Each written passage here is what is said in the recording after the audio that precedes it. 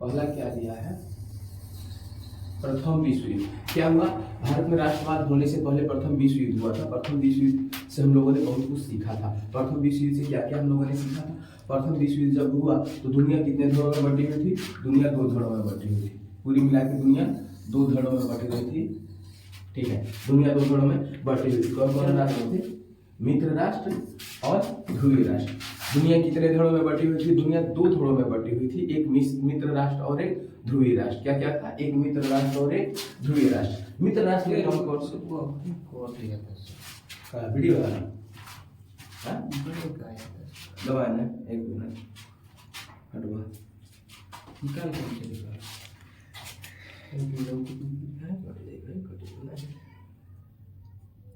के बीच में हुआ था। कब हुआ था, 1914 से लेकर 1918 के बीच में। अच्छा, उसमें कुछ घटनाएं घटी थी। कौन सी घटना होगी, तो दुनिया 2 धड़ों में बटी हुई थी। क्या थी, दुनिया 2 धड़ों में बटी हुई थी, यानी पूरा दुनिया में 2 ग्रुप मिलकर बना हुआ था। पहला कौन था, पहला मित्र राष्ट्र था, दूसरा कौन था, ध्रुवीय राष्ट्र। अच्छा, मित्र राष्ट्र में ब्रिटेन था, फ्रांस था, रूस था। मित्र राष्ट्र में कौन कौन था, ब्रिटेन, फ्रांस, रूस। मित्र राष्ट्र में ब्रिटेन, फ्रांस, रूस। मित्र राष्ट्र में ब्रिटेन, फ्रांस, रूस। और ध्रुवीय राष्ट्र में जर्मनी, ऑस्ट्रिया, हंगरी, बुल्गारिया और ऑटोमन साम्राज्य थे। कौन कौन था ध्रुवीय राष्ट्र में, जर्मनी, ऑस्ट्रिया, हंगरी, बुल्गारिया। कौन कौन, जर्मनी, ऑस्ट्रिया, हंगरी, बुल्गारिया। कौन कौन, जर्मनी, ऑस्ट्रिया, हंगरी और बुल्गारिया। साथ ही ऑटोमन साम्राज्य। कौन था, ऑटोमन साम्राज्य। ठीक है, कौन था, ऑटोमन साम्राज्य। हमने ये देखा कि भारत में राष्ट्रवाद का उदय का मुख्य वजह था प्रथम विश्व युद्ध। अच्छा, प्रथम विश्व युद्ध में ना भारत में महात्मा गांधी ने क्या किया था, लोगों को भेज दिया था। अच्छा, भारत में कहाँ भेजा था महात्मा गांधी, भारत से ना महात्मा गांधी कहाँ पे भेज दिए थे, ब्रिटेन में भेजे थे। कहाँ भेजे थे, ब्रिटेन में। भारत के लोगों को भेजा गया था, लगभग 3 लाख लोगों को। कितने लोगों को, लगभग 3 लाख लोगों को ब्रिटेन में भेज दिया गया था। वजह क्या था भेजने का, वजह था कि ना ब्रिटेन वाले भारत से आश्वासन दिए थे ना कि आप लोग हम लोग की साइड से लड़ेंगे तो आप लोग हम लोग जल्दी से आजाद कर देंगे, या फिर हम लोग अच्छा से व्यवहार करेंगे। भारत के लोगों को उम्मीद थी कि ब्रिटेन वाले ऐसे करेंगे, लेकिन दुनिया के सबसे लतखोर देशों में से एक शामिल है ब्रिटेन। वो अपने वादे से तुरंत पलट जाता है। अब ब्रिटेन के बाद अमेरिका हुआ है, तो इसकी बात हम लोग ना ही करें तो बेहतर है। हम लोगों ने जाना कि भारत में राष्ट्रवाद के उदय का मुख्य कारण था प्रथम विश्व युद्ध। कौन सा युद्ध, प्रथम विश्व युद्ध, जो 1914 से चला और 1914 से स्टार्ट हुआ, 1918 तक चला था। दुनिया 2 धड़ों में बटी हुई थी। कौन कौन राष्ट्र, मित्र राष्ट्र और ध्रुवीय राष्ट्र। मित्र राष्ट्र में ब्रिटेन, फ्रांस, रूस। और ध्रुवीय राष्ट्रों में जर्मनी, ऑस्ट्रिया, हंगरी और बुल्गारिया। साथ ही ऑटोमन साम्राज्य थे। ठीक है, इसमें क्या था कि भारत के लोग गए थे ब्रिटेन में लड़ने के लिए। लगभग 3 लाख सैनिक थे। अच्छा, 3 लाख सैनिक अगर हमसे अगर प्रत्यक्ष रूप से पूछे कि भारत के लोग किस साइड से लड़ रहे थे, तो हम लोग क्या बोलेंगे, भारत के लोग किस साइड से लड़ रहे थे। तो ऐसा नहीं है कि हम लोग खुद लड़ने गए थे, हम लोग उपनिवेशवाद थे, हमारे ऊपर किसी दूसरे का शासन था। तो इंग्लैंड के लोग जिधर बोलेंगे हमको तो जाना ही जाना है, बस हम लोग को मजबूरी थी कि जाना है। और इसमें कुछ कलाकारी कर दिया महात्मा गांधी। किसने कलाकारी कर दिया, महात्मा गांधी कुछ कर दिए। महात्मा गांधी ने क्या किया भाई, महात्मा गांधी ने जब साउथ अफ्रीका से आए, कहाँ से आए, अफ्रीका से आए। महात्मा गांधी जब साउथ अफ्रीका से भारत आए तो क्या किए, 1915 में जब महात्मा गांधी भारत आए ना, तो भारत के लोगों से बोले ना कि आप लोग चलिए उधर से युद्ध करिए। अच्छा, महात्मा गांधी को उम्मीद थी कि इधर से युद्ध करने पे हम लोग को जल्दी आजादी मिल जाएगी। तो महात्मा गांधी भारत के लोगों को ब्रिटेन में जाने के लिए प्रेरित कर देते हैं। भारत के लोग ब्रिटेन में चले भी जाते हैं। अच्छा, जाने से क्या होता है, महात्मा गांधी को वहीं पे नाम दे दिया जाता है सार्जेंट। क्या नाम दे दिया जाता है, सार्जेंट। महात्मा गांधी को कौन नाम दिया गया है, सार्जेंट। महात्मा गांधी को कब उपाधि दिया गया, इसी प्रथम विश्व युद्ध में ना भारत के लोगों ने उनको उपाधि दे दिया, सार्जेंट की उपाधि। ठीक है, आगे हम लोग आते हैं प्रथम विश्व युद्ध और प्रभाव। अच्छा, प्रथम विश्व युद्ध क्यों हुआ होगा और उसके प्रभाव क्या पड़े होंगे। ठीक है, प्रथम विश्व युद्ध होने का क्या था, कीमतें बढ़ चुकी थी। मतलब ना जब जनता परेशान होती है तो कीमत बढ़ेगा, और शासक निरंकुश हो तो कीमत बढ़ेगा। क्या था, कीमतें बढ़ी हुई थी, लोगों में असंतोष का भाव था और करों में वृद्धि हो चुकी थी। बस यही कारण था कि प्रथम विश्व युद्ध हुआ था। मतलब जब पूरी दुनिया, फ्रांस में जब युद्ध होने वाला था तो पूरी दुनिया एक नजर से देख रही थी कि इसका प्रभाव क्या पड़ रहा है। तो इसका प्रभाव क्या पड़ा, कीमतें बढ़ गई, लोगों में असंतोष बढ़ गया और करों में वृद्धि हो गई। साथ ही लोगों को अनेक प्रकार की यातनाएं दी गई, खासकर महिलाओं और लड़कियों के साथ अनेकों प्रकार के कष्ट किए गए। ठीक, प्रथम विश्व युद्ध किस वजह से हुआ था आपको बता दिया गया। आगे के इसमें है, तब तक एक मसीहा की एंट्री होती है। किसकी एंट्री होती है, अकस्मात मान लो कि कोई मसीहा चल के आता है और उस मसीहे का क्या नाम होता है, महात्मा गांधी। क्या नाम होता है, महात्मा गांधी। उस मसीहे का क्या नाम होता है, महात्मा गांधी।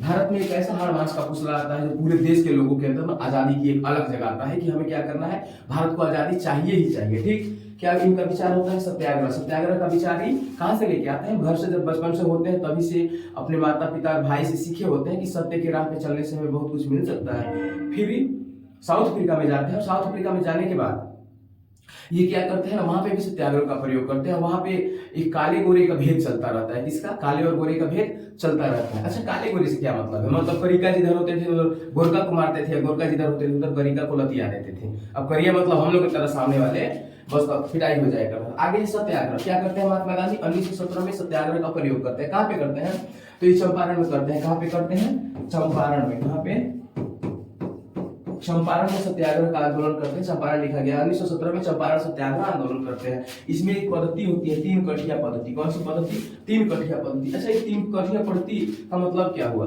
3/20। क्या हो गया, 3/20, यानी 20 कट्ठा खेत में 3 कट्ठा खेती नील की करना जरूरी है। नहीं करेंगे तो इसके लिए आपको शारीरिक प्रताड़ना दी जाएगी, साथ ही आपको मतलब निकाला भी जा सकता है उस जगह से। फिर महात्मा गांधी वहां पे पहुंचते हैं। वहां पे पहुंचने के बाद महात्मा गांधी आंदोलन करते हैं। महात्मा गांधी जब आंदोलन कर रहे होते हैं तो इनको मारने का भी कोशिश किया जाता है, लेकिन महात्मा गांधी बच जाते हैं। इनको बचाने वाले शख्स का नाम होता है वक्त खान, मतलब खाने वाने में जहर मिलाया जा चुका होता है, लेकिन महात्मा गांधी को बचा लेते हैं। चलिए, महात्मा गांधी को तो बचना ही था ना यार, नहीं तो हम लोग कहां से जल्दी से आजादी मिलती, संभव ही नहीं था।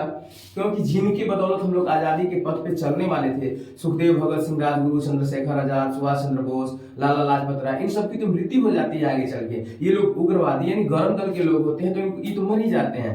फिर महात्मा गांधी ना एकदम शांत स्वभाव से, अरे महात्मा गांधी के इस टकले में बड़ा दम होता है, बड़ा शांत स्वभाव से रह के 100 साल आगे तक सोच के फिर चलते हैं। ठीक, हाँ, ऐसा नहीं है कि गलती नहीं होती, सबसे थोड़ी थोड़ी गलतियां हो जाती हैं। आगे क्या है, दूसरा है 1917 में ही अहमदाबाद आंदोलन हो जाता है मिल के मजदूरों के लिए। वहां पे क्या होता है, मिल के मजदूर जब मिल के मजदूरी कर रहे होते हैं, वहां पे क्या होता है कि प्लेग चल जाती है, महामारी चल जाती है। महामारी चलती है तो वहां पे लोग क्या करते हैं, भागना शुरू हो जाते करते हैं। और उसके पहले शर्त रखा गया होता है कि महामारी नहीं कुछ भी आएगा तो अंग्रेज कितना % इन लोग की मदद करेंगे, 75% मदद करेंगे। लेकिन इंग्लैंड वाले तो मुकर जाते हैं। इन सब कमीनों का आदत वादे से मुकर जाना। कब सुधरेंगे, सब कमीना सुधरने वाले हैं, इतना लतियाएगा ही दुनिया में, क्या ही बताइएगा आप लोग। इंग्लैंड वालों का आता है, थोड़ा सा हम आपको दिखाते हैं। जो ये लोग ड्रेस पहनते हैं ना, जो ड्रेस पहन के आते थे पहले, लालका वाला एकदम से जबरदस्त कपड़ा और ऊपर का टोपिया। भारत के हम लोग ना झुनझुना पहना वाले कपड़ा पहना देते हैं। इकले कमीना तुम लोग झुनझुना बजाने के लायक थे, तुम लोग गलती से हम लोग के देश में राज कर ली। उसके बाद से इन लोग का कंपनी था ईस्ट इंडिया कंपनी। कौन सा था कंपनी था वो, east India company. East India company जो 1600 में वहां की महारानी एलिजाबेथ ने पास करके भारत में 1603 के आसपास भेज दिया कि जाओ लागू कर दो। आया तो भारत में 1601 ही में, लेकिन 3 की उसके बाद से लागू हुआ था ईस्ट इंडिया कंपनी। आज भारत के लोग क्या किया ना, उसको खरीद के उसमें जूता चप्पल बेच दे, जूता चप्पल की फैक्ट्री बनाती है। अब इससे क्या मतलब हुआ, तो भारत वाले यहाँ पे भी इनको औकात दिखाते हैं कि अरे चोट्टा, तुम लोग का औकात हम लोग की जूता चप्पल रखने के बराबर भी नहीं था, तुम लोग गलती से हम लोग के देश में राज कर लिए। तो ये थी ब्रिटेन की औकात। पूरा बताने चलेंगे तो बहुत समय लगेगा, नहीं बताना है। बस आपको इससे क्या करना है, अहमदाबाद 1917 में जब हुआ था तो महात्मा गांधी मिल मजदूरों का साथ दे दिए। जो वहां पे मतलब मृत्यु हो जाती थी या फिर टैक्स नहीं मिलने, जो कर नहीं मिलने वाला था, इन लोग को मजदूरी नहीं मिलने वाला था, उसको क्या होता है कि मजदूरी मिलता है। 75% से लोग 0% किए थे। बाद में महात्मा गांधी के कहने पे, आग्रह करने पे क्या हो जाता है, 65% इनको मुआवजा मिलता है अगर कुछ भी नुकसान हुआ इनके शरीर का पार्ट का। तो अच्छा क्या होता है कि अभी हमने आपको बताया कि प्लेग नामक बीमारी फैली हुई थी या महामारी फैली हुई थी। महात्मा गांधी क्या करते हैं, वहां पे लोगों को मिट्टी का लेप बना के लगाते हैं और घर से दूर रखते हैं। जैसे छुआछूत चल रहा था तो एक दूसरे के पास ना जाने से ये बीमारी बच जाएगी और लोग बच जाएंगे। बस यही था। महात्मा गांधी की कार्य देख के पूरी दुनिया प्रभावित हुई, खासकर भारत के लोग। और भारत के लोग बोले कि हाँ यही है, कुछ कर सकता है। तो अल्बर्ट आइंस्टीन ने भी बोला था महात्मा गांधी को कि ये हाड़ मांस का पुतला, आप लोग विश्वास नहीं कर पाएंगे, किसी धरती पे आया था जो भारत का छोड़ो नहीं, साउथ अफ्रीका से लड़ते हुए भारत में आया था। और आज हम लोग एगो प्रधान काम कराता है तो 10,000 का, मतलब मान लेते हैं कि 1 लाख का बजट पास करा लिया, काम 10,000 का हुआ है, तो हम लोग देख के इग्नोर कर देते हैं कि ना हम लोग नहीं बोलेंगे, क्या है प्रधान है भाई, औकात नहीं है हम लोग के पास बोलने के लिए। और उस समय जब इस चोट्टा पूरी दुनिया पे राज कर रहे थे, हर व्यक्ति मतलब हर 6ठा व्यक्ति में से कोई था, 6 आदमी में से कोई इंग्लैंड वाले थे। उस समय महात्मा गांधी का आके और सामने से बोलना कि नहीं तुम लोग गलत कर रहे हो, हमारे देश को आजादी दो, या फिर इनके खिलाफ सत्याग्रह का आंदोलन खोल देना, इसके लिए तो भाई बड़ा कलेजा चाहिए, बड़ा साहस चाहिए। इसलिए तो बोला गया कि महात्मा गांधी एक नाम नहीं, गांधी का होना मतलब आंधी होना है, इतना आसान नहीं है गांधी होना। इसके बाद से 1918 खेड़ा में भी आंदोलन करते हैं महात्मा गांधी। वहां पे किसानों की फसल खराब हो जाती है, किसानों को मुआवजा नहीं मिलता है, महात्मा गांधी जाके अपना हथियार चला देते हैं। अच्छा, उनका हथियार क्या होता है? अस्त्र शस्त्र कुछ भी नहीं होता है, उनका हथियार होता है कि आंदोलन करना, वो भी शांतिपूर्वक, बस महात्मा गांधी कर देते हैं। अब आगे आते हैं हम लोग, क्या है? असहयोग आंदोलन। असहयोग आंदोलन कब चलता है? 1921 से 1922। कई जगह 1920 से 22 देता है, चूंकि 1921 से 1922 एनसीईआरटी बोलता है, तो हम इसको याद कर लेंगे कि असहयोग जो आंदोलन होता है कब होता है? असहयोग आंदोलन, इसको याद कर लेंगे कि असहयोग आंदोलन 1921 से 1922 होता है। असहयोग आंदोलन कब होता है? 1921 से 1922। अच्छा, खिलाफत आंदोलन भी चलता है। असहयोग आंदोलन साथ में चल रहा था, साथ में खिलाफत आंदोलन भी चल रहा था। अच्छा, खिलाफत आंदोलन से क्या मतलब था? यहाँ पे जो ब्रिटेन वाले थे ना, ब्रिटेन वाले ना मुसलमान लोगों से बोले थे कि हम लोग ना खलीफा का जो पद होता है, तुर्की में एक देश है तुर्की, इस समय तुर्की हम लोग के एहसान को भूल गया, कमीने होते हैं तुर्की के लोग। उस समय ना तुर्की का एक आज भी देश है तुर्की, तो तुर्की देश है तो क्या किया था? खिलाफत आंदोलन वहां पे भारत के मुसलमान भारत में ही चलाने वाले थे। क्यों चलाने वाले थे? क्योंकि ना तुर्की का एक बहुत बड़ा पद होता है खलीफा, ठीक है। तो ये अंग्रेज के जितने भी लोग थे, जितने भी आला अधिकारी थे, बोले थे ना कि हम प्रथम विश्व युद्ध जीत जाएंगे ना, तो क्या करेंगे उस समय, मतलब ये जो खलीफा का पद है इसको और बड़ा कर देंगे और ब्रिटेन को और तुर्की को और सजा देंगे बढ़िया से। लेकिन ऐसा कुछ नहीं करते हैं सब। यहाँ से निकलते हैं, मान लेते हैं हमने भारत बना दिया, यहाँ से निकलते हैं, इधर बैठा होता है इंग्लैंड और इधर बैठा होता है तुर्की। ये निकलते हैं सब, इधर तुर्की को बांटना शुरू कर देते हैं। कोई हीरा ले गया, कोई सोना ले गया, कोई चांदी ले गया, कोई कोयला ले गया, और उसमें की जो लड़कियां थी उसको भी उठा के लेके चले गए। अब भारत के जो मुसलमान थे, जो अपने आका समझ बैठे थे ब्रिटेन वाले को लग रहा था कि विरोध नहीं करेंगे, खाली हिंदुओं का देश था, तो बाद में इन लोग को होश ठिकाने पे आ जाता है। उसके बाद से क्या करते हैं लोग? विरोध करते हैं। किसका विरोध करते हैं? इंग्लैंड वालों का, चुट्टों का विरोध करते हैं। कौन विरोध करते हैं? भारत के मुसलमान। तुर्की के तो लोग कर ही रहे होते हैं, लेकिन भारत के भी मुसलमान करते हैं, और भारत में जबरदस्त दंगा चलता है इनके खिलाफ। इसी के खिलाफ ही चल जाता है खिलाफत आंदोलन। अब ये मत बोलिएगा कि महात्मा गांधी चलाए थे, महात्मा गांधी से कोई मतलब नहीं था, लेकिन महात्मा गांधी बोले ना, खोपड़ी 100 साल आगे चलता था। यहाँ पे क्या कर रहे हैं ना, महात्मा गांधी खिलाफत आंदोलन का अध्यक्षता कर दे रहे हैं। क्या कर दे रहे हैं महात्मा गांधी? खिलाफत आंदोलन का अध्यक्षता। अब मुसलमान समझ रहे हैं कि बस महात्मा गांधी हम लोग के साथ है, महात्मा गांधी मौके पे चौका मार दे रहे हैं, अध्यक्षता कर दे रहे हैं, पूरा मुस्लिम समाज भी आ जा रहा है महात्मा गांधी के साथ। अब जो हम लोग लड़ने वाले थे ना युद्ध, जो अब हम लोग युद्ध लड़ने वाले थे, उसमें सिर्फ हिंदू ही नहीं मुसलमानों का भी साथ मिल गया। सोने पे सुहागा हो गया, ठीक है। जब सोने पे सुहागा हो गया तो अभी लोग को यहाँ से भागने का क्या था? ये जो चोट्टा इंग्लैंड वाले बैठे हुए थे, इन लोग का हालत खराब हो गया। भारत में तो ये सब खिलाफत आंदोलन चला दिए, मतलब इनके खिलाफ एकदम से बगावत हो गया। बगावत होने से महात्मा गांधी को बोल रहे हैं कि फरिश्ता के रूप में काम कर रहे थे, इनके साथ संख्याओं में महिलाएं चलती थी, लाखों हजारों में लोग चला करते थे पीछे। एक ही इशारे पे महात्मा गांधी के भारत के लोग मरने और मारने के लिए तैयार हो जाते थे। अब क्या होता है, यहाँ पे जो खलीफा होता है, वहां पे खलीफा का पद तो समाप्त कर दिया गया, प्रधानमंत्री का पद कर दिया गया, और जितने सभी चोटवा लूट के ले गए थे फिर वापस किया गया। यानी तुर्की जो इस समय अपने आप को आका समझता है मुस्लिम देशों का, आज भारत का एहसान भूल गया। इसको भूलना नहीं चाहिए था। और भारत का साथ छोड़ो, ये हमेशा पाकिस्तान का साथ देता है। किसका देता है? पाकिस्तान का साथ। कौन देता है? तुर्की। हरी चोट्टा भारत के एहसानों को भूल गया। और भारत के लोग, हम लोग है ना, बोलते हैं ना, हम भारत के लोग ऐसे हैं कि लाख खाते रहेंगे, खड़ा हो जाएंगे कमर कस के ना, ठीक है, अतिथि देवो भव या फिर और सब सिद्धांतों में अहिंसा परमो धर्म। इस समय की जमाना हटा दीजिए, इस समय सुभाष चंद्र बोस वाला लाइए, एकदम से एक गाल पे मारोगे तो हम 4 गाल पे मारेंगे, समझ रहे हैं ना। तो इस समय तुर्की को हमेशा भारत का मतलब विपक्ष में खड़ा होता है। चाहे आप कश्मीर का मुद्दा ले लीजिए, चाहे भारत को यूएन में सदस्यता मिलने वाला होता है, उसके लिए तुर्की हमेशा खिलाफे रहता है। पता नहीं क्या हम लोगों ने इसका बिगाड़ा है, लेकिन इसको अगर बचाने का काम किया गया है, इसके अस्तित्व को बनाने का काम किया गया, भारत के लोगों ने ही किया, जिसकी अध्यक्षता किसने की थी? महात्मा गांधी ने, ठीक है। अब इन लोग का होश ठिकाने पे आ गया इंग्लैंड वालों का, फिर जो भी व्यवस्थाएं थी व्यवस्थित कर दिए। खिलाफत आंदोलन में अब तो सोने पे सुहागा हो गया था, हिंदू और मुस्लिम दोनों मिल के लड़ रहे थे। अब इसका क्या होता है, खिलाफत आंदोलन के साथ ही असहयोग आंदोलन चल देता है, दोनों एक के साथ चल देता है। अब तो अंग्रेजों को दिक्कत हो गया, असहयोग तो चलिए रहा, महात्मा गांधी द्वारा खिलाफत भी चल देता है। अब इसमें क्या करता है ना, सरकारी पदों से इस्तीफा लोग देने लगते हैं। क्यों? असहयोग, मतलब सहयोग ही नहीं करना है। अंग्रेज के जो इंग्लैंड के लोगों का स्कूल है, इसमें पढ़ना नहीं है, उनका कपड़ा नहीं पहनना है, सरकारी पदों पे नहीं रहना है, उपाधियां त्याग देना है, क्या विदेशी सामानों का बहिष्कार कर देना है। अब तो इन लोगों का हालत खराब हो गया। अब मान लीजिए भारत सरकार बना रही है कपड़ा, हम लोग नहीं पहनेंगे तो भाई बिकेगा नहीं, तो बना हुआ सारा तो पैसा बेकार ही होगा ना, मजदूर का पैसा भी देना बेकार होगा, तो अर्थव्यवस्था गड़बड़ा जाएगी। अब इन लोग का होश ठिकाने पे आ गया। तो भारत के लोग ना यहाँ पे बहुत अच्छा काम किए थे, यहाँ पे कि सरकारी पदों से इस्तीफा दे दिए। आगे क्या है कि विदेशी सामानों का बहिष्कार कर दिए। तो इससे फायदा क्या हुआ कि इंग्लैंड के लोग झुकने पे मजबूर हो गए। ठीक, आगे है सविनय अवज्ञा आंदोलन। सविनय अवज्ञा आंदोलन कब होता है? सविनय अवज्ञा आंदोलन होता है 1930 में। कब होता है वो सविनय अवज्ञा आंदोलन? 1930 में। कब होता है? 1930 में। दांडी मार्च निकालकर नमक कानून तोड़ते हैं। अच्छा, दांडी मार्च कब निकालते हैं? महात्मा गांधी 78 महात्मा गांधी के साथ लोग होते हैं प्लस एक महात्मा गांधी होते हैं, टोटल हो जाते हैं 79 लोग। कितने लोग? 79 लोग। अच्छा, ये लोग जाते कहाँ है? कहां से दांडी मार्च निकाल के कहां पे जा रहे हैं? तो साबरमती आश्रम जा रहे हैं। कहां पे? साबरमती आश्रम। साबरमती आश्रम कहां पे लोग जा रहे हैं? साबरमती आश्रम। अच्छा, साबरमती आश्रम जाके लोग क्या कर लेंगे भाई? पूरा जब इंग्लैंड का शासन था तो नहीं, जाने के बाद इनको बेनिफिट होता है। यहाँ पे जाते हैं ना तो यहाँ पे नमक कानून तोड़ते हैं। क्या तोड़ते हैं? नमक कानून। कौन सा कानून तोड़ते हैं लोग? नमक कानून तोड़ते हैं। नमक जैसे पानी को एक बकेट जो भी है बर्तन वर्तन ले जाते हैं, पानी रख के नीचे से गर्म करते हैं तो पानी वाष्प बन के उड़ जाएगा, बाकी बच गया नमक। नमक को उठा के महात्मा गांधी बोलते हैं कि लो हमने नमक कर तोड़ दिया। अब भारत में पूरे भारत में फैल जाता है, पूरे भारत के लोग नमक कर तोड़ने लगते हैं। महात्मा गांधी अगर पूछेगा कि दांडी मार्च निकालकर कितने लोगों के साथ गए थे तो 78 को अनुयायी और महात्मा गांधी को, टोटल कितने लोग थे? 79 लोग। कितने लोग थे? 79 लोग। कहाँ गए थे? तो साबरमती आश्रम। अच्छा, साबरमती आश्रम कहाँ पे है? तो अहमदाबाद। कहाँ है?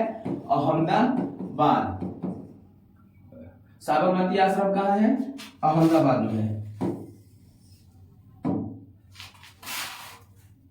ठीक है, चलिए ठीक है। साबरमती आश्रम कहाँ है? अहमदाबाद में है। अच्छा, साबरमती आश्रम जाने से इनका फायदा क्या हुआ? क्योंकि नमक कानून यहाँ पे लोग तोड़े, अंग्रेज लोग को झुकना पड़ा। वहां पे 78 लोग और वो गांधी जी पूरा मिला के 79 लोग। साबरमती आश्रम, नमक कानून तोड़ा गया। ठीक है। अच्छा, कितना मील चल के गए थे? तो 240 मील। कितने मील? 240 मील चल के लोग गए थे, पैदल चल के गए थे। ठीक, हमने जाना कि सविनय अवज्ञा आंदोलन 1930 में स्टार्ट हुआ। दांडी मार्च निकाला गया। दांडी मार्च निकालने का मेन कारण था कि नमक कानून को तोड़ना। दांडी मार्च में महात्मा गांधी के साथ 78 को लोग प्लस एक गांधी जी 79 लोग टोटल थे। आगे क्या है? वो आश्रम कहाँ पे जहाँ पे तोड़ा था इन्होंने? साबरमती आश्रम था। क्या तोड़ा था? नमक कानून तोड़ा था। अच्छा, हम लोगों ने तो ये सब तो जान लिया कि साबरमती आश्रम था। साबरमती आश्रम की स्थापना होती कब है? साबरमती आश्रम की स्थापना कब होती है? 1916 में। कब होती है साबरमती आश्रम की स्थापना? 1916 में। अभी हमने पढ़ा है कि महात्मा गांधी, देखिए एक मिनट, अभी हमने पढ़ा है कि महात्मा गांधी 1917 में चंपारण आंदोलन करते हैं। तो भैया महात्मा गांधी आते कब है? कहां से? साउथ अफ्रीका से 1915 में आते हैं और 1916 में साबरमती आश्रम की स्थापना करते हैं। किस मूर्ति की? साबरमती आश्रम। गलती हो जा रहा है। कौन सा आश्रम होता है? साबरमती आश्रम की स्थापना करते हैं। 1915 में भारत आते हैं। कहां पे आते हैं? भारत। 1916 में साबरमती के आश्रम करते हैं। 1917 में चंपारण सत्याग्रह पे निकलते हैं। फिर उसके बाद से अहमदाबाद निकलते हैं। फिर खेड़ा पे निकलते हैं। अच्छा, यहाँ पे बुलाया कौन था? यहाँ पे इनको राजकुमार शुक्ल। कौन बुलाया था? राजकुमार शुक्ल नामक एक व्यक्ति थे। कौन थे? राजकुमार शुक्ल नामक एक व्यक्ति थे जो बड़ा लेख लिख के महात्मा गांधी को बुलाया था। अभी मत सोचिएगा कि महात्मा गांधी एक ही बार बुलाने में चले गए थे। नहीं, महात्मा गांधी को कई बार लेटर लिखा गया तब जाके महात्मा गांधी गए थे, क्योंकि महात्मा गांधी के पास पूरे समय नहीं था। हम लोगों ने यहाँ तक पढ़ लिया है। हम यहाँ पे थे हम लोग 1916 में, और 1916 में साबरमती आश्रम की स्थापना हो जाती है। ठीक, अब इसके बाद से हम लोग क्या जानेंगे? महत्वपूर्ण तिथियां जानेंगे। क्या जानेंगे? महत्वपूर्ण तिथियां।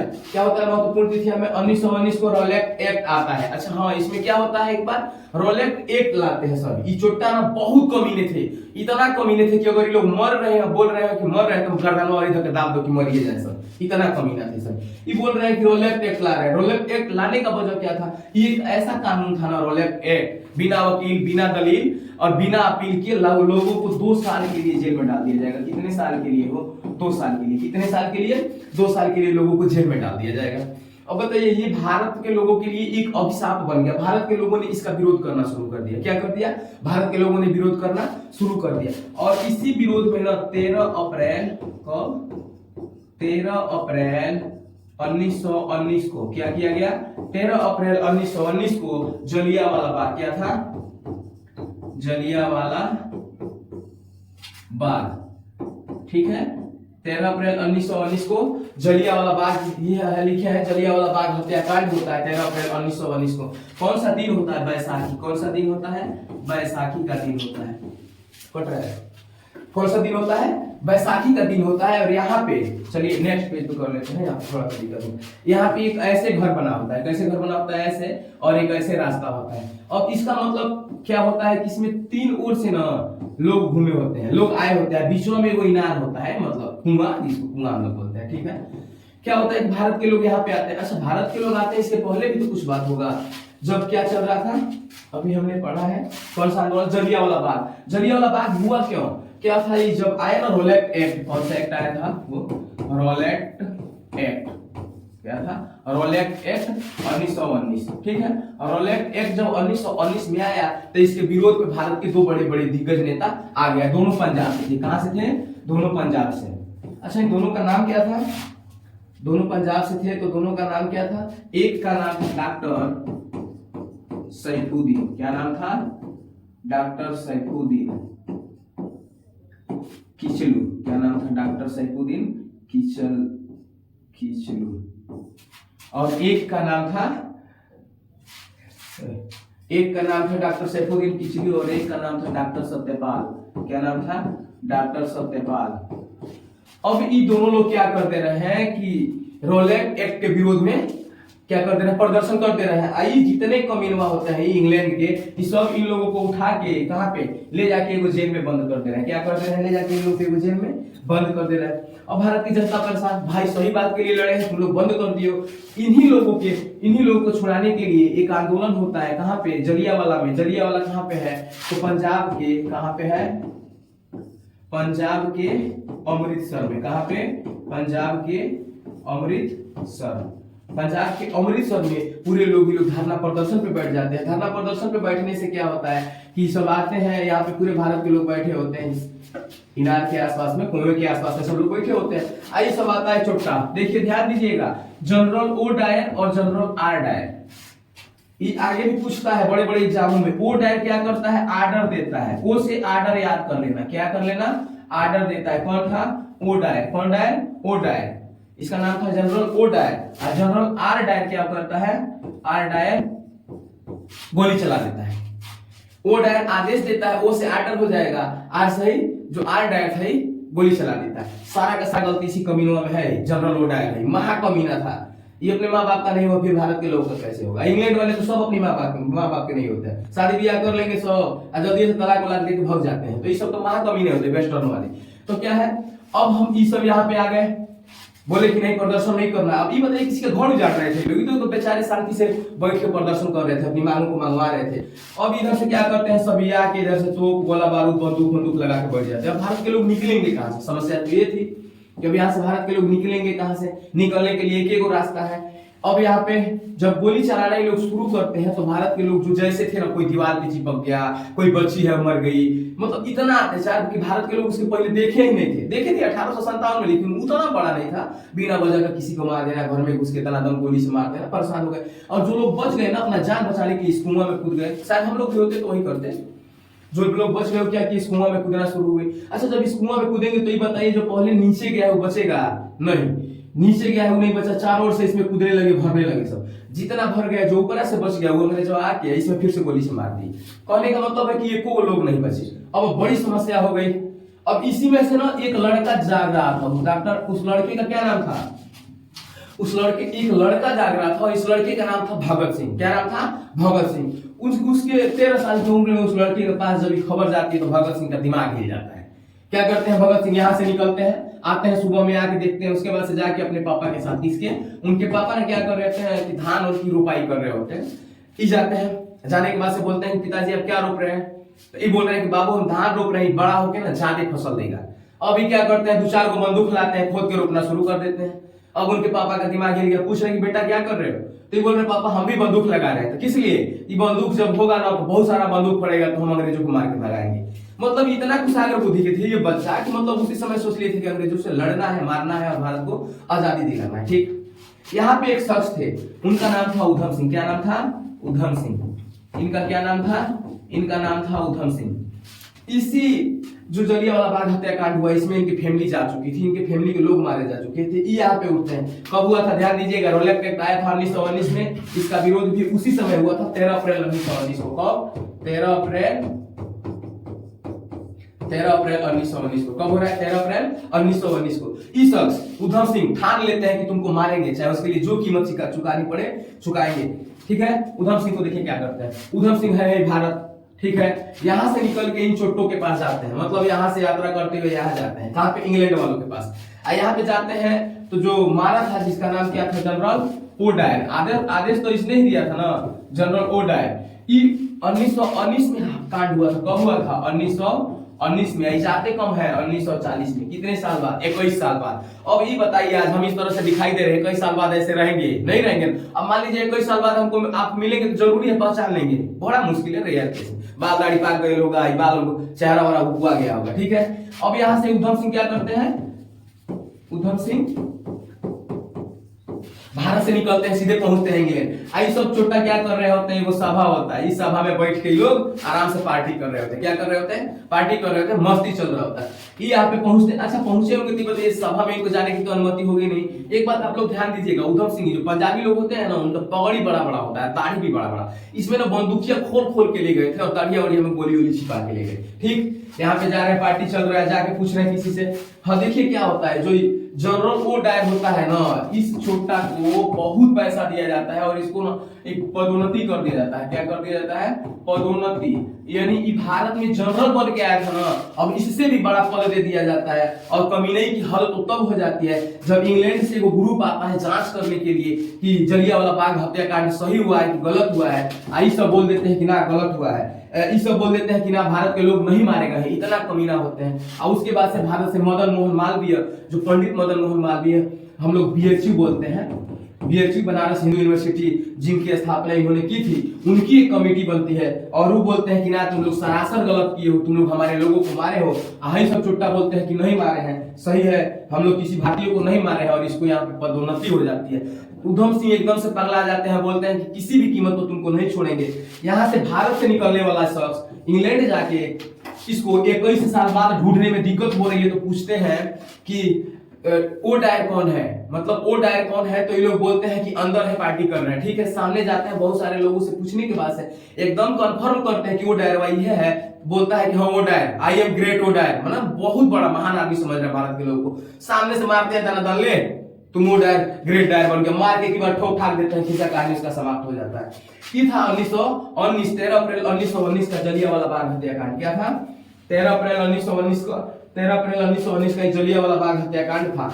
यानी इसमें क्या होता है, इंग्लैंड के लोगों को भारत के लोग घर में घुस के मारते हैं, इतना हौसला रखते हैं भारत के लोग। आई छोटा हम लोग के घर में आए थे, आजादी दिलाने में रोक रहे थे, अब आतंक मचा के रखे थे। अब क्या है, 1921 से 1922 चलता है खिलाफत आंदोलन। क्या चलता है? असहयोग आंदोलन और खिलाफत आंदोलन दोनों साथ में चल रहा था। देखिएगा, इसका रख लीजिएगा। खिलाफत आंदोलन की अध्यक्षता की थी महात्मा गांधी ने। किसने की थी? महात्मा गांधी ने खिलाफत आंदोलन की अध्यक्षता की थी। क्या की थी महात्मा गांधी ने? अध्यक्षता कर दिया था। असहयोग आंदोलन तो चला ही रहे थे। अरे इसी बीच में एक और कांड हो जाता है, असहयोग आंदोलन के बीच में ही एक कांड हो जाता है और उस कांड का नाम होता है चौरी चौरा। क्या नाम होता है? चौरी चौरा। क्या नाम होता है? चौरी चौरा कांड। यहाँ पे क्या चल रहा था 1922 में 5 मार्च 1922 को गोरखपुर की चौरी चौरा में एक 22 लोगों को जला दिया जाता है। 22 अंग्रेज अधिकारी, अंग्रेज बोल दें छोटों को, चलो हटाते हैं। 22 इंग्लैंड, 22 क्या होता है? इंग्लैंड के जो अधिकारी होते हैं इनको जिंदा जला दिया जाता है। क्या होता है? जिंदा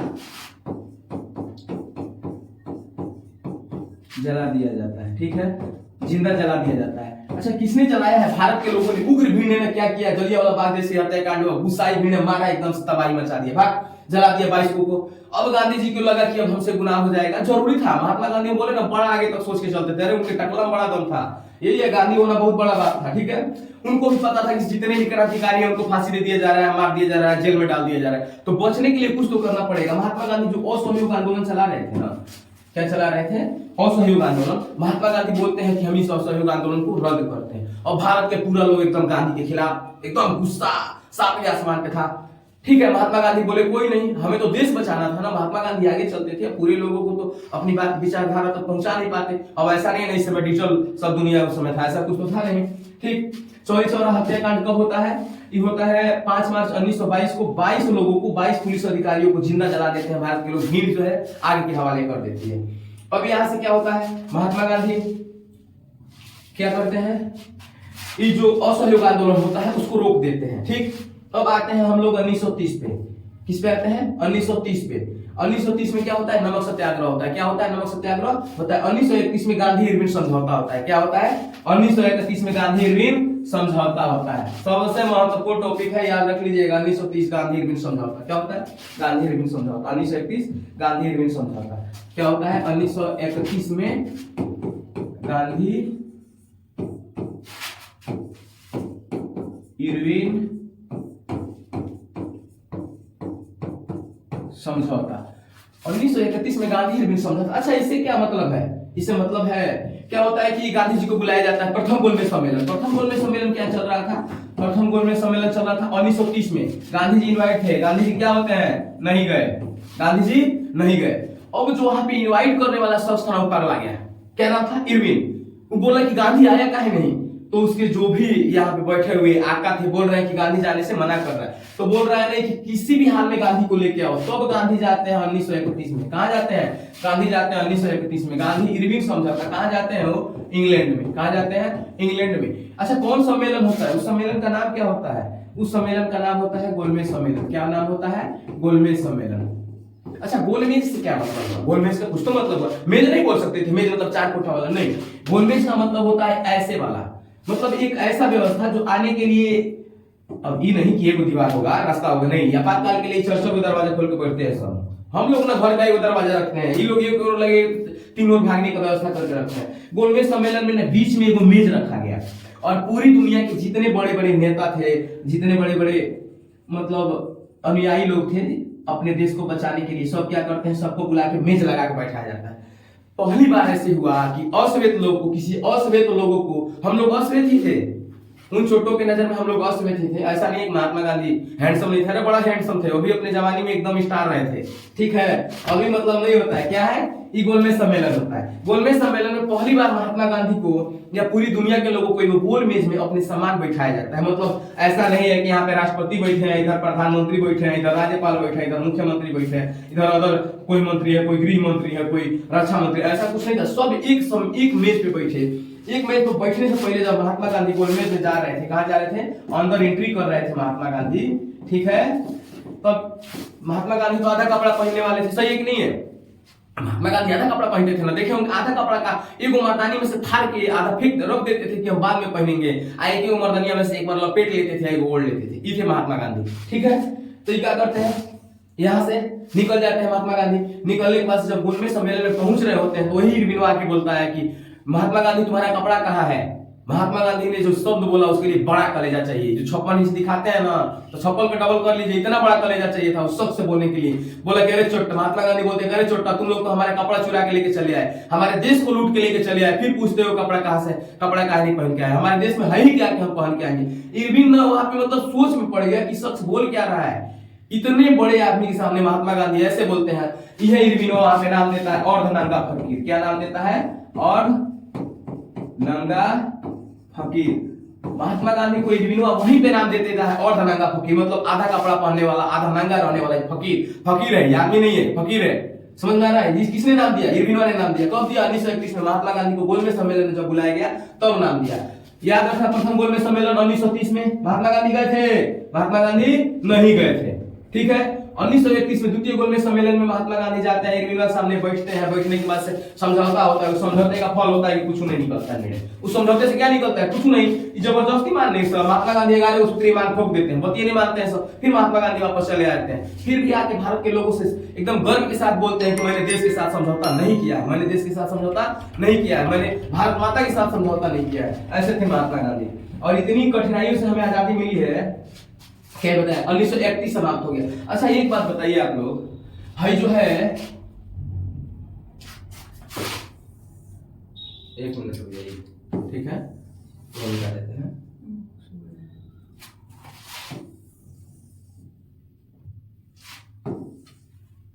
हाँ, किसी भी देश को आजादी दिलाने के लिए कुछ तो चाहिए ना। एक प्रतीक मिला हम लोग को, एक झंडा प्रतीक मिल रहा है। क्या मिल रहा है? एक झंडा मिल रहा है। उस झंडे में क्या दिखाया गया? भारत माता को दिखाया गया। फिलहाल हम लोग के पास इमेज उपलब्ध नहीं है, बाद में दिखा दिया जाएगा। क्या होता है उसमें? भारत माता को दिखाया गया, एक हाथ में कमल ली हुई है, एक हाथ में आग ली हुई है, एक हाथ में भोजन की थैली ली हुई है और एक हाथ में मसाल ली हुई है। किसकी होती है? यहाँ पे पोस्टर होता है भारत माता का। किसका पोस्टर होता है? वो भारत माता का। ठीक है, पहला झंडा बनाया गया, उसमें भारत माता का पोस्टर था। लेकिन इससे संतुष्टि नहीं मिली लोगों को, तो दूसरा एक झंडा बनाया गया। क्या बनाया गया? दूसरा एक झंडा बनाया जाता है। ठीक है, दूसरा एक झंडा बनाया जा रहा है। इस झंडे में क्या नाम था इसका? झंडा। इस झंडे में बीचों में ना गांधी जी का चरखा था। क्या था? बीच में गांधी जी का चरखा था। ठीक है, फिर बाद में परिवर्तन किया गया। ठीक है, हम लोग को एक आधार तो मिल गया झंडा ना, यानी हम लोग को कोई भी काम करने के लिए कोई रूपरेखा तैयार करना पड़ता है। हम लोग को देश को आजादी चाहिए थी, देखो झंडा चाहिए था, जैसे एकदम क्रांति का प्रतीक लगे कि हम उठा लिए तो डू और डाई। महात्मा गांधी ने उसमें एक नारा भी दिया था, डू और डाई, करो या मरो। अगर शांत रहने वाला आदमी अगर ये नारा दे सकता है तो सोचिए उसके पीछे वो शांत नहीं है, हाथी के दांत खाने का और दिखाने का और मजबूरी था महात्मा गांधी के पास। अगर शांत नहीं रहते तो भी मारे जाते, देश को आजादी नहीं मिलती। किसी को लाला लाजपत राय को वहां पे लाठीचार्ज में मार दिया गया था। कौन सा, हाँ एक कोई और उसका नाम मुझे याद नहीं आ रहा है। लाला लाजपत राय को वहां पे लाठीचार्ज करके सैंडर्स ने लाठीचार्ज करवा दिया, वहां पे मर गए थे। ऐसे ऐसे करके भारत के सभी क्रांतिकारियों को मार दिया गया। महात्मा गांधी ऐसे नहीं था कि एकदम से शांत स्वभाव के, नहीं, उनके पास भी मजबूरी थी, हमें आजादी चाहिए तो चाहिए, क्योंकि उनको पहले इतना यातनाएं दी जा चुकी थी। महात्मा गांधी खुद परेशान थे, ट्रेन से उठा के फेंक दिया जाना, अंडा से नहवाना, लेटरिन से नहवाना, टांगे पर से उतार दिया जाना, पिटाई करना, घेर के सब मारे थे साउथ अफ्रीका महात्मा गांधी को। कोई दिन महात्मा गांधी तो भर्ती थे, हटाते हैं। अब उसके बाद हम लोग को क्या चाहिए? राष्ट्रीय गीत चाहिए, मतलब एकदम जोश भर दे। जैसे सेना में सब सैनिक रहते हैं तो ऐसा नहीं खा पी के एकदम से एक ही बार लड़ने चले जाते हैं, नहीं, कुछ ऐसी भाषा होती है, ऐसे शब्द होते हैं ना जिसका हम लोग उपयोग करते हैं, बस इसके लिए लड़ जाना है, चाहे देश के लिए मर जाना है। तो भारत के लोग क्या करते हैं? राष्ट्र गीत इनको मिला, यहाँ पे बहुत सारे लोगों ने योगदान दिया, राष्ट्र गीत गाया, राष्ट्रगान बनाया गया कि गीत गाएंगे तो हमारे अंदर एक नया एनर्जी मिलेगी, और राष्ट्रगान गाएंगे तो सब लोग खड़ा होकर सम्मान में गाया करते थे भारत का राष्ट्रगान और राष्ट्र गीत। यानी भारत के लोगों को क्या मिला हुआ? वो राष्ट्रीय गीत मिला, जिसके सहारे एक झंडा, झंडा के बाद राष्ट्रीय गीत मिला, जिसके सहारे हम लोग मर मिटने को तैयार थे। और उसके बाद से आता है राष्ट्रगान, पूरे देश में सम्मान के साथ गाया जाने वाला एक ऐसा राष्ट्रगान जो भारत के लोगों में एक अलग ही एनर्जी पैदा कर देता है। तो ये थे भारत के पूरे राष्ट्रवाद का उदय की कहानी, और पूरा जो भी था आपके एग्जाम में आने वाले सारे प्रश्न। रही बात तो इसका बहुविकल्पी भी कराया जाएगा और बड़े क्वेश्चन भी कराए जाएंगे। एक बार रिवीजन करते हैं, हम लोग चलते हैं। 8वां क्या था? 1931 में गांधी इरविन समझौता होता है। 1930 में महात्मा गांधी को बुलाया जाता है, लेकिन महात्मा गांधी नहीं जाते हैं, इनको अर्धनंगा फकीर कहा था इरविन ने। आगे आता है कि गोलमेज सम्मेलन हुआ था 1930 और 1931 में, यहाँ पे महात्मा गांधी पहुंचे थे 1931 में। ठीक, आगे आते हैं फिर हम लोग, क्या एक ही बार शुरू से कर ले, है ना। पहले क्या होता है भारत में राष्ट्रवाद? क्या होता है? प्रथम विश्व युद्ध 1914 से 1918 दुनिया दो धड़ में बटा होता है। पहला मित्र राष्ट्र, दूसरा ध्रुवीय राष्ट्र। मित्र राष्ट्र ब्रिटेन, फ्रांस, रूस होते हैं। ध्रुवीय राष्ट्र में जर्मनी, ऑस्ट्रिया और हंगरी होते हैं। ऑटोमन साम्राज्य बीच में शामिल होता है। ठीक, आगे है क्या? प्रथम विश्व युद्ध। प्रथम विश्व युद्ध में क्या होता है? प्रथम विश्व युद्ध होने से कीमतें बढ़ जाती हैं, लोगों में असंतोष की भावना हो जाती है, करों में वृद्धि हो जाती है। मतलब भारत लड़े या चाहे ना ही लड़े, इंग्लैंड में उधर से हो रहा है, मतलब दुनिया में जहां भी युद्ध चल रही है, अमेरिका से हो रहा है, ईरान से हो रहा है, तो भारत में तो प्रभाव पड़ना ही पड़ना है। काहे पड़ेगा? क्योंकि हम लोग सारे लोग ना सर्किल में बंधे हुए हैं। जैसे अगर मैं यहाँ पे पढ़ा रहा हूँ आप लोग को, तो हम लोग की जो व्यवस्थाएं खरीद के आए हैं, ये भी कभी कभी किसी ने काम करके बनाया है। ठीक, उसकी फैमिली चलेगी, जो लाया है उसकी फैमिली चलेगी, जो सेटअप किया है उसकी फैमिली चलेगी। एक सर्किल में हम लोग बंधे हुए हैं। तो क्या होता है? पूरा दुनिया में कोई लड़ाई हो, लेकिन हम लोग प्रभावित जरूर होते हैं। और क्या होता है? हम लोग का टैक्स बढ़ जाता है। देखिएगा ना, जो भी सामान आ रहा है उसमें बढ़ के आ रहा है, 10 रुपए, 15 रुपए, 50 रुपए, 100 रुपए ऐड करके ही आ रहा है। अब हम लोग को नहीं लड़ रहा है तो दुनिया वाले, लेकिन प्रभाव हमको भी पड़ेगा। तो क्या हो रहा है? कीमतें बढ़ेंगी, आज भी बढ़े हैं, लोगों में असंतोष है, जहां पे चल रहा है करों में वृद्धि हो जाती है, भारत के लोग परेशान हो जाते हैं। तब तक एक फरिश्ते का आगमन होता है, ऐसे लगता है कि हमारे पास का पुतला भारत में आता है। उस शख्स का नाम होता है महात्मा गांधी। उन्होंने सत्याग्रह शुरू किया 1917 में। कहाँ पे करते हैं? चंपारण में, तीन कठिया पद्धति के खिलाफ। 1917 में ही अहमदाबाद मिल मजदूर के खिलाफ, और 1918 में खेड़ा फसल खराब होने के खिलाफ। फर्स्ट डिवीजन करते हैं हम लोग, ठीक है। इसके बाद से चल देता है असहयोग आंदोलन, मतलब सहयोग ही नहीं करना है, कुछ भी सहयोग नहीं करना है, जीरो। और उसी के साथ में चल देता है खिलाफत आंदोलन। तो ठीक था कि जो मुसलमान थे इसमें अगर भारत इसका अध्यक्षता महात्मा गांधी कर दिए, 100 साल आगे सोचने वाले शख्स अध्यक्षता करके इन लोग अपने पास में ले लिए। इंग्लैंड में जो मुस्लिम लोग थे इन लोग को भी लगा कि हाँ सही में वाकई में मसीहा है, हम लोग तो इस इन लोग के लिए कुछ भी नहीं किया आज तक, लेकिन ये क्या कर रहा है हमारे लिए, अध्यक्षता कर दिए, बड़ी बात थी। सब पूरा देश एकजुट होकर युद्ध के मतलब देश की आजादी के लिए लड़ना शुरू करता है। इसमें क्या होता है? सरकारी पदों से लोग इस्तीफा दे देते हैं, विदेशी सामानों का बहिष्कार कर देते हैं, ठीक है। आगे सभी और क्या आंदोलन, इसमें क्या होता है? दांडी मार्च निकाला जाता है। महात्मा गांधी साबरमती आश्रम से घर से निकलते हैं, साबरमती आश्रम पहुंचते हैं। 78 लोग, महात्मा गांधी 79 लोग क्या करते हैं? नमक कानून तोड़ते हैं। साबरमती आश्रम की स्थापना 1916 में महात्मा गांधी कर देते हैं, ठीक। आगे क्या है? संयुक्त राष्ट्र क्या है? संयुक्त मोर्चा, श्रमिक को जनजाति समूह में, मतलब क्या है? लोग संयुक्त मोर्चा बनाते हैं भारत के लोग, श्रमिक लोग भी होते हैं इसमें, ठीक है। इसमें क्या होता है? भारत के श्रमिक लोग यानी काम करने वाले लोग भी होते हैं, जनजाति समूह के लोग भी होते हैं, जो बड़े होते हैं उद्योगपति तो होते ही हैं। मतलब सब मिला जुला के संयुक्त मोर्चा बन जाता है, अमीर गरीब मिटा के यहाँ पे देश के लिए लड़ना है। ये थी राष्ट्र प्रेम की भावना। राष्ट्र प्रेम की भावना मतलब देश ही सर्वोपरि है, राष्ट्र के लिए मर मिटने को तैयार होना, ये है राष्ट्र प्रेम की भावना। आज भी हमारे अंदर कूट कूट के भरा है, ऐसा नहीं भारत के मुसलमानों ने नहीं भरा है, बस 1% ऐसे होंगे जो देश विरोधी गतिविधियां करते हैं, लेकिन 99% मुसलमान आज भी भारत के लिए जान देने के लिए तैयार रहते हैं। ये है देश प्रेम की भावना, ये है राष्ट्र प्रेम की भावना। इसके बाद क्या होता है? महत्वपूर्ण तिथियां आती है कुछ। 1919 में रोलेक्ट एक्ट आता है। कैसा एक्ट? ऐसा कानून जो बिना वकील, बिना दलील और बिना अपील के भारत के लोगों को 2 साल के लिए जेल में डाल दिया जाएगा। हमारे देश में रहकर हमारे ऊपर ऐसे शासन कि भारत के लोग 10 लोग इकट्ठा नहीं हो सकते हैं। अब वो 2 साल में जानने के बाद सही हो नहीं बताया जाएगा कि तुम कहाँ हो, तुम्हारे मम्मी पापा किसी से मिलाया ही नहीं जाएगा। इसी के विरोध में भारत के लोग, एक जगह होता है जलियांवाला बाग, वहां पे इकट्ठा होते हैं, वहां पे सब आते हैं, गोली से मारते हैं बहुत सारे लोग। इतिहास तो बताता है कि 389 लोग मरे थे, लेकिन इसमें तो 1000 लोग से अधिक मारे गए थे। अब इतिहास का बात ही हम लोग मानेंगे ना। इतिहास में लिखा क्या है? सब तो वही लिख के गए ना, भारत के लोग लिखने के लिए कहा, सब इंग्लैंड के लोग लिख के गए, जो मर्जी वही लिख दिया करते थे। अब यह जरूरी नहीं जो हम लोग पढ़ते हैं सही सत्य है, पूरा सत्य भी नहीं हो सकता है, लेकिन एनसीईआरटी है तो हम लोग को पढ़ना ही है। आगे 13 मिनट हमने पढ़ा। 1921-22 में क्या होता है? असहयोग और खिलाफत आंदोलन होता है, महात्मा गांधी की अध्यक्षता कर देते हैं। 1930 में नमक सत्याग्रह, नमक उठा के जला वाला के कानून बना के तोड़ दिया जाता है, खत्म। गांधी में समझौता होता है 1931 में, इसमें कुछ भी फायदा नहीं होता है। महात्मा गांधी वापस आते हैं, देश के लोगों को आश्वासन देते हैं कि हम आजादी दिलाएंगे, ठीक है दोस्तों। अब ये क्या था? एक झंडा बनाया जाता है जिसके खिलाफ हम लोग को लेके, मतलब देश के लिए क्रांति जगाने के लिए, अलग जगाने के लिए, जैसे मसाल होती है वैसे झंडा होता है। राष्ट्रगीत गाया जाता है, सबके अंदर एक जोश भरने के लिए, राष्ट्रगान देश के सम्मान के लिए, सबको एक सूत्र में बांधा जाता है। हम लोग विविधता वाले हैं तो मजबूरी होता है कि सबको एक सूत्र में बांधना ही है। आगे क्या है दोस्तों? अगर ये वीडियो अच्छा लगा, हम लोग का जो भी प्रयास रहा, आप लोग का प्यार चाहिए, हम लोग को अच्छा लगा तो लाइक, शेयर और सब्सक्राइब करें। अभी के लिए सिर्फ इतना ही। जय हिंद साथियों। कैसे करते हैं? हेलो क्लास हो भाई दिल्ली भाई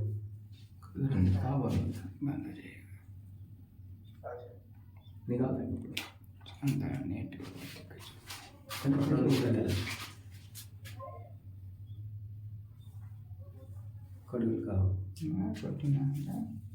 क्या कर रहा है?